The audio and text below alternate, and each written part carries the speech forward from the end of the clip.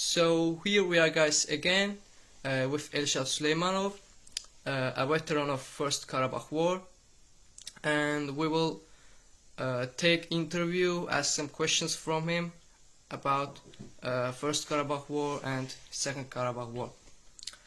Əvvəlcə sizi salamlayırıq.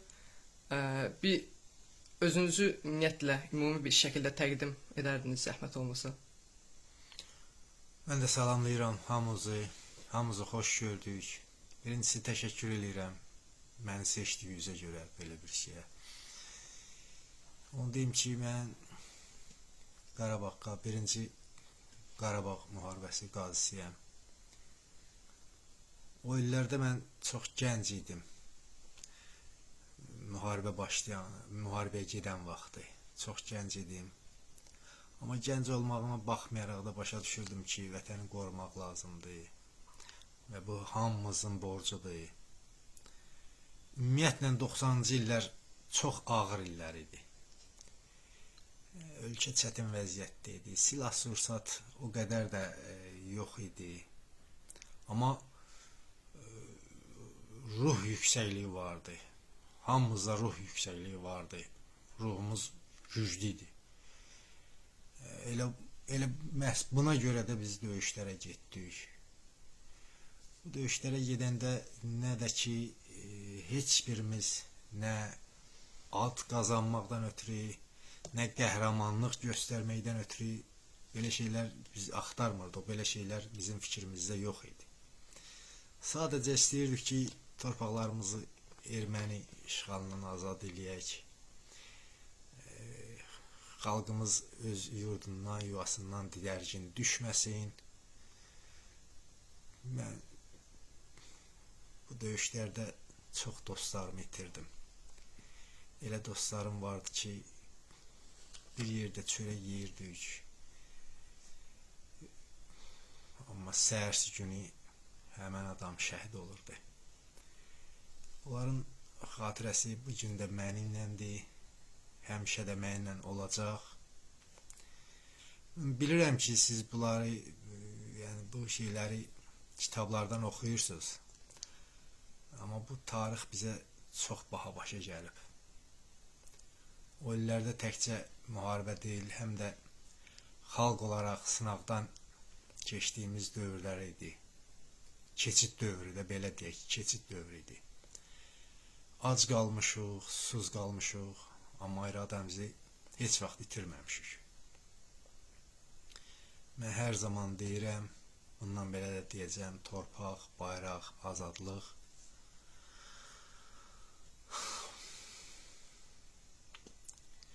Biz bu dəyərlər üçün can verdik.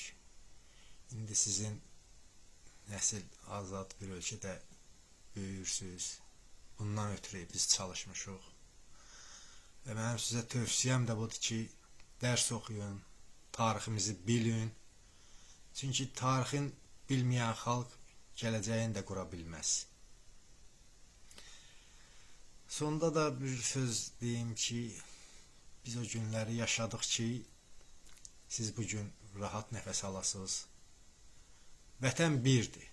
Onu qorumaq hər dövrdə hər birimizin borcudur. Yəni ki, bunun vaxtı olmur. Birinci Qarabağ müharibəsi, ikinci Qarabağ müharibəsi, bunlar başqa şeylərdir. Amma vətəni, ümumiyyətlə vətəni qorumaq həmişə lazımdır. Belə, əsas odur ki, vətənə sahib çıxaq. Çox sağ olun özünüzü təqdim etdiyiniz üçün və indi sizə bir-iki sualımız olacaq idi ki, yəni onları da cavablandırmağınız yaxşı olar. Müharibə başlamazdan əvvəl Qarabağ regionunda siyasi vəziyyət necə idi? Müharibə başlamazdan əvvəl deyəndə ki, ümumiyyətlə ermənilər neçə illər idi ki, bundan ötürü hazırlaşırdılar. Onlar hətta Azərbaycanda yaşayan ermənilər eşitdiyimizə görə də, indi biz də eşitdiyimiz deyil, onlar həmin fonda pullar köçürdürdülər, tam şəkildə hazırlaşmışdılar. Ona görə ki, Qarabağ elə bir yerdir ki, ora dünyanın bütün ölkələri sahib olmaq istəyər. Kəlbəcərdəki dağların qızılları, nə bilim, isti su, mineral suları. Ümumiyyətlə, Qarabağda nələr yox idi ki, nələr yoxdur ki. Bütün dünya ölkələri, hegemon ölkələr belə tək Qarabağa heyran, belə deyək ki, heyrandılar. Siyasi vəziyyət bax belə gətirdi ki, axırda da ermənilər qabağa düşdü müharibəyə başlamaqda və başladılar da. Belədir. Siz müharibənin başlamağından necə xəbərdar oldunuz və həmin an hardaydınız? Müharibə 1988-ci ildə başlamağına. Mən onda orta məktəbdə oxuyurdum. Xəbər tutmaq da ki, televizordan, qəzetlərdən, o vaxt yəni ki, belə telefon zad, belə şeylər yox idi. Kimsə hardansa tez öyrənsin, belə sosial şəbəkələr zadlar yox idi. Ancaq televiziyadan, bir də ki, qəzetlərdən xəbər tutdum. Dediyim kimi, orta məktəbdə oxuyurdum. Hətta orta məktəbi qutarandan sonra da gedib o vaxtı Sovet rejimi idi də, SSR vaxtı. Mən gedib, məcburi idi, yəni bu məcburi idi. Gedib mən Sovet ordusunda xidmət eləmişəm. O vaxt ki, Leningrad, indiki Sankt-Peterburg şəhərində 2 il xidmətimdə eləmişəm. 92-ci ildə gələndən sonra müharibəyə getmişəm. O da ki, olub Ulu Öndərimiz Heydər Əliyevin çağırışı ilə müraciət elədi, çağırış elədi. O vaxtı güclü ordu yarandı və biz də müharibəyə belə getdik. Hi again, and I'm so happy to hear all about the First Karabakh War, and it's a good pleasure for me, and such a history is so meaningful. So my question is to know, did you go to the first Karabakh War find voluntary, or you were mobilized? Deyir ki, müharibə könüllü şəkildə olandı, yoxsa səfərbərliklə? Yox, mən könüllü getmişəm. Vaxtı ilə, hətta bu da yadımdadır ki, məni hərbi komissarlıqda çıxartdılar qabağa nümunə kimi. O vaxt hərbi komissarlığın bir işçisi məni nümunə kimi çıxartdı qabağa. Elan da elədi ki, bax, bu adam könüllü gəlib. Ümumiyyətlə, yenə deyirəm ki, o vaxtı hamının ürəyində var idi ki, getsin, vətən üçün, torpaq üçün nəsə eləsin. Məni kimi minlərlə adamlar var idi. Və onlardan da biri mən idim ki, könüllü getmişdim. Könüllü getdim. Bir ilə qədər də döyüşdüm. Sonra yaralandım. Belə, bu qədər. Can you share with us what did he remember about the First Karabakh War? Because today, the First Karabakh from today is like about 20 years ago. Can he remember something and share with us? Deyir ki, müharibədən nələri xatırlayırsınız? Mümkünsə bizlə bölüşün. Müharibə bizim ürəyimizdə ancaq acı xatirələr qoyub. Müharibədən heç bir yaxşı şey xatırlamaq, yəni elə bir yaxşı şey xatırlaya bilmərik. ancaq acı xatirələr qoydu ürəyimizdə. Və şükür Allaha ki, bunu bizdən sonraki nəsil bu acı xatirələri az da olsa sildi, amma qalmağına yenə də qalır. Nəyi bölüşmək olar? O olar ki, məsələn, o müharibədə elə oğlanlar getdi ki, nə deyim, valla mən onun bir qolu boyda olmuşam. Elə əjdaha oğlanlar getdi müharibədə. O vaxtki müharibədə, yəni. İndikində də bu 44 günlük müharibədə də elə oldu, amma ki o vaxtki müharibədə, yəni gözümün qabağında olan şeylər idi də. Satqınçılıqlar vardı. Məsələn, onları xatırlaya bilirəm. Satqınçılıqlar vardı. Yəni satqınçılıqlar da necə? Səlis Azərbaycan dilində danışa bilən ermənilər gəlib girirdi, məsələn, rotalara, Azərbaycanlı adı ilə gəlib girirdi rotalara. Və bununla da bizdə planlarımız bilinirdi. Çox şeylər pozulurdu. Yəni belə şeylər vardı.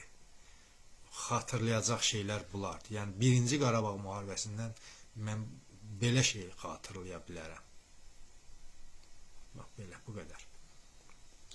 Deməli, sualım belədir ki, müharibə zamanı sizə ən çox güc verən amillər nələr idi? Müharibə zamanı bizə güc verən amillər, yəni mən məsələn şəxsən özümdən danışıram ki, mən müharibəyə gedəndə Allahverdi Bağırov kimi, Əliyar Əliyev kimi böyük adamlar artıq şəhid olmuşdular. Onların qanını almaq məqsədi ilə biz, yəni tək çəkdiyim adlardan getmir söhbət, o kimi adamların, yəni qanın almaq məqsədi ilə gedib döyüşürdük və bu da bizə güc verirdi. Yəni, bilirsiniz nətərdir? Müharibə elə bir şeydir ki, orada adamın gözlərin qan örtür. Belə deyim də. Müharibədə adamın gözün qan örtür. Məsələn, mən yanımda müharibədən qabaq, mənim yanımda kimsə ölsəydi, belə deyək də, yəni adi qayda, müharibəsiz ölsəydi, bəlkə də mən, nə bilim, belə biraz olar, qorxardımmı deyim, yoxsa belə çəkinərdimmi, diksinərdimmi, yəni belə bir şey ola bilərdi. Amma müharibə elədir ki, müharibədə adamın gözün qan örtür və heç nə görmürsən. Bircə o fikrində olur ki, bircə onu fikirləşirsən ki, mənim bayaq dediyim kimi dostlarım, yoldaşlarım getdi yanımdan. Bircə onu fikirləşirsən ki, mən bunun qanını almalıyam. Məsələn, olur ki, beyinə gəlir ki, necə deyim, gözün qabağına gəlir ki, məsələn, Xocalı faciəsi, belə deyək də, oradakı hadisələr. Elə şeylər adama biraz güc verir. Yəni, necə deyim sizə, hissiyatsız olur adam. Yəni, adama güc verən şeylər, bax, belə şeylərdir. Yəni, onların qanını almaq, bax, belə. İkinci Qarabağ müharibəsində qazanılan zəfər sizin üçün nə ifadə edir və bu 1-ci Qarabağ müharibəsindəki işlər əvəz edir, əvəz oldu yəni.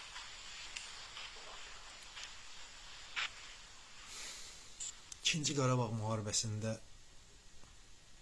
bəli, qazanılan zəfər bizim, necə deyim, başımızın qalxması kimi bir şeydir mənim üçün. Yəni o vaxtı əvvəl dediyim kimi o satqınçılıqlar zətlər ki vardı. Məcburiyyətlə indi biz müvəqqəti məğlub olmuşduq.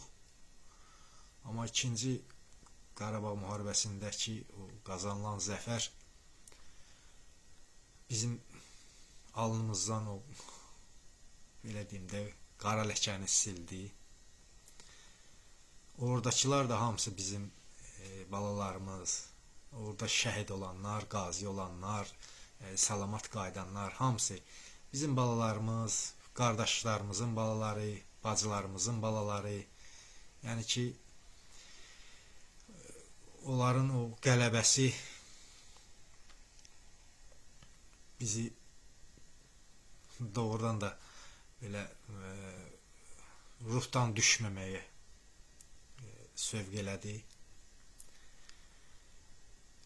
İtkilərin əvəz olunmasına gələndə, itkilərin əvəz olunması itki heç olmasaydı lap yaxşı olardı. Amma bu da mümkündür. Müharibə belə bir şeydir ki, bu mümkün olan şeydir. Müharibədə şəhid də olur, qazi də olur, salamat qayıdan da olur. İtkilərin əvəzi yenə deyirəm, bu məcburiyyətdəndir, amma oldu, əvəz elədi. Şəxsən eşidəndə ki, erməni tərəfdən nə qədər itki oldu, biz tərəfdən nə qədər itki oldu, o biraz yenə deyirəm, itki bütün hamı üçün bir istənilməyən bir şeydir. Amma məcburiyyətdən olan bir şeydir ki, bu eşidəndə ki, bu qədər bizdəndir, bu qədər onlardandır, onda fikirləşsən ki, əvəz olunur. Allah bütün şəhidlərimizə rəhmət eləsin, qazilərimizə can sağlığı versin. Yenə deyirəm, onlar hamısı bizim özümüzünkilərdir, canımız, ciyərimiz. Belə, bu qədər. Sonraki sual olaraq da bugün Qarabağda olan yenidən qurma işləri barədə xəbərdarsınızmı yoxsa? Bəli, xəbərim var. Yenidən qurma işləri gedir. Ali Başkomandan əmri ilə yenidən qurma işləri gedir və ondan da razıyam. Belə götürəndə ondan da razıyam. Çox razıyam. Ona görə ki, bu hamımız üçün vacib olan bir şey idi. İndi də bu işlər gedirsə, deməli biz bundan razı olmalıyıq. Mən belə başa düşürəm. Belə. Son sual olaraq da ki, İkinci Qarabağ müharibəsindən sonra heç Qarabağda olma şansınız oldu-mu? Hələlik ki olmayıb. Amma mütləq inşallah gedəcəm. Allah ömrümüzə dəyməsə, mütləq fikrim var. Gedib torpaqları ziyarət eləməyinə dəyər. Əsas da necə deyim, belə təvəzzökarlıqdan uzaq olsa da, əsas da biz üçün. Yəni ki, qanımız tökülən torpaqlarda olar. Əsas da bizim haqqımızdır. İnşallah olar. Amma hələ ki olmayıb. Çox sağ olun, bütün sualları cavablandırdığınız üçün təşəkkür edirəm sizə. İlk başda Bütün qazilərimiz olmaqla qazilərimizə Allahdan şəfa diləyirik, şəhidlərimizə də Allahdan rəhmət diləyirik. Öncəliklə hər kəsə təşəkkür edirəm izlədiyiniz üçün. Bəzi gözlənilməz səbəblərdən dolayı intervyunu biz onlayn şəkildə etmək məcburiyyətində qaldıq. Daha sonra da yenə də təşəkkür edirəm diqqətiniz üçün. Çox sağ olun. Mən də təşəkkür edirəm sizə. Çox sağ olun. Allah sizləri qorusun. Çox sağ olun. Yox, siz də görürsən. Sağ olun. Thank you so much. Thank you so much. Çox sağ olun. Sağ olun. Sağ olun.